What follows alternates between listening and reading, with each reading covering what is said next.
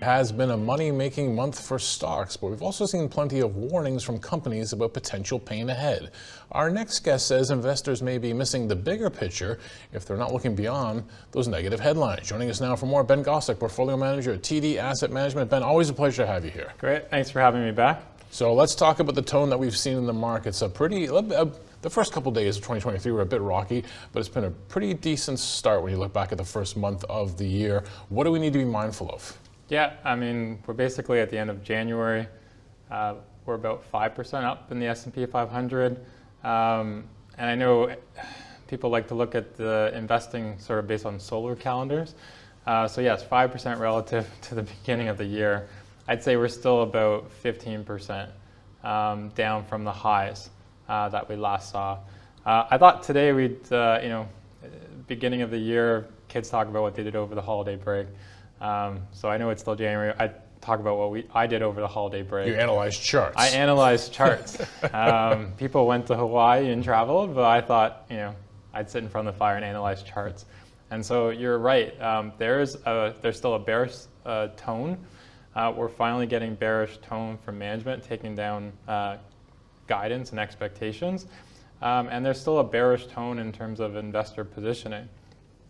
Having said that, what I did over the holidays going through charts, I saw some interesting developments underneath, let's say, the S&P 500 or the TSX. One of the first ones that really surprised me was looking at home builders. If you read any newspaper, if you've been watching housing, and that's something that's very personal for everyone, the headlines couldn't be more atrocious. So in the US, they do 30-year mortgages. I think they peaked over 7%. They're still around 6.5%. So it's pretty expensive for the marginal mortgage. New home sales are down. Existing home sales, I think, have been contracting for the past 10 quarters. So it couldn't get any worse for housing. And yet when I look at housing stocks and companies that are in the housing sector, the worst it got for them relative to the S&P 500 was March of 2022. Really? That's almost a year ago. It's almost a year ago. 2 months. And if you recall, it's in March that the Fed starts their hiking cycle. Now, if you look at 2-year rates, they had already imposed in tough financial conditions. So they were at 2% when the Fed was just making their first set of hikes. But if you went long a home builder, if you went long a Home Depot, maybe a Lowe's, and you shorted the market, you would have an amazing, attractive return, even though the headlines are getting worse and worse. And what that's telling me is that we factored in the slowdown. Now, caveat, it could get worse. It doesn't mean that it's smooth sailing or I'm endorsing the housing sector. It just tells me that housing was one of the first to break, and it's one of the sectors that have been improving against the market. And it's a bit of a reverse that we saw in 2021. Okay, so that's fascinating. The housing, you've got, I think, 3 more charts for us. What's the next one telling us? What do you want to show the audience? Yeah, so the next one we move into is sort of a risk-on, risk-off indicator. So we talked about how the tone is negative in positioning in terms of what management is guiding to investors. And yet, when we look at sort of risk-off, risk-on indicators, it's indicating risk-on. One of the measures, again, it's not prescriptive, but I look at the discretionary sector versus the staples sector. So we're a consumer-led economy, so I kind of look at this as the wants versus the needs. And one thing that I did in this particular chart is you have to look at the discretionary sector on an equal weight basis.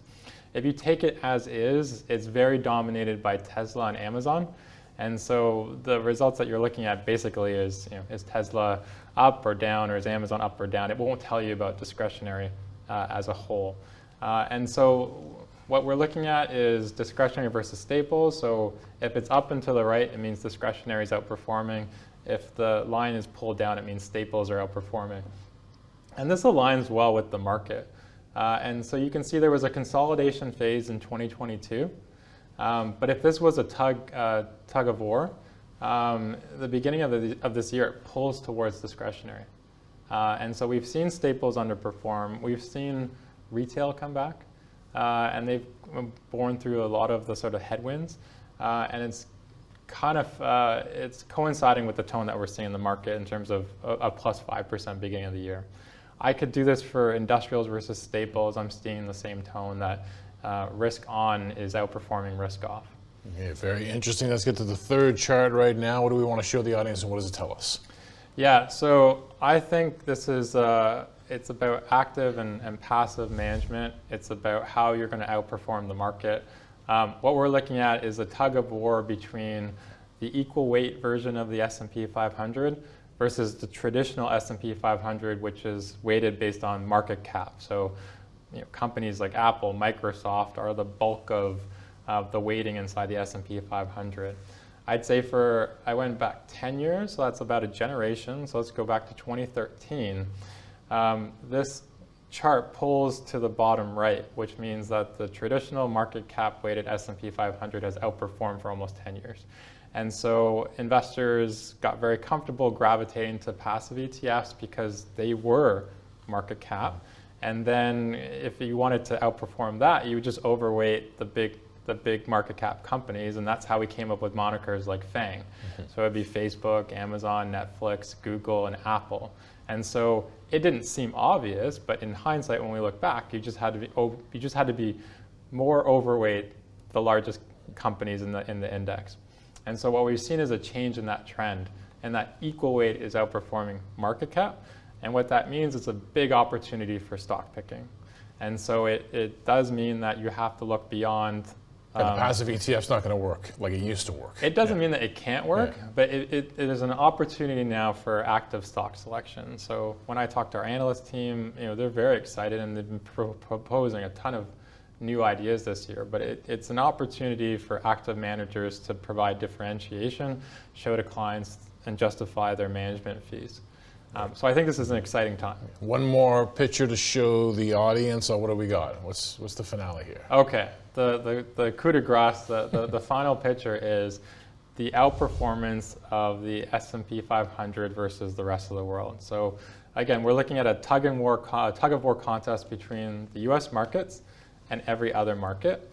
And so this has been probably the cleanest signal I've ever seen, which is up and to the right, almost a 45-degree angle. Let's call it the last 10 years, a dollar, you earned better returns on your dollars if you kept in the US versus going after Canada, Europe, Asia. And again, it goes back to large cap US companies are pretty much tech dominated. And that's what most of these markets lacked in their country indices. And so there is a change in trend. And again, it coincides with that equal weight outperforming. And we'll see how long this trend persists. But especially for us in our global funds, the marginal dollar is going outside the US, it's going to Canada, it's going to Europe, it's going to Asia. There is a change in trend. And so if people looked at their global funds and said, why was it 80% US?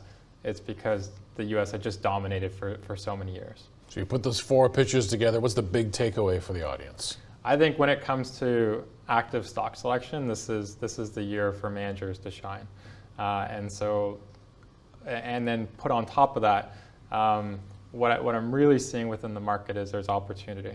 So it's very possible that the S&P 500, the TSX, might be down this year as well as it was last year. But having said that, underneath the market, there's opportunities. We've seen semiconductors bottom. We've seen biotechnology bottom. We've seen housing bottom. So many of the sectors that had crashed in 21 are starting to outperform. So the theme here would be opportunity.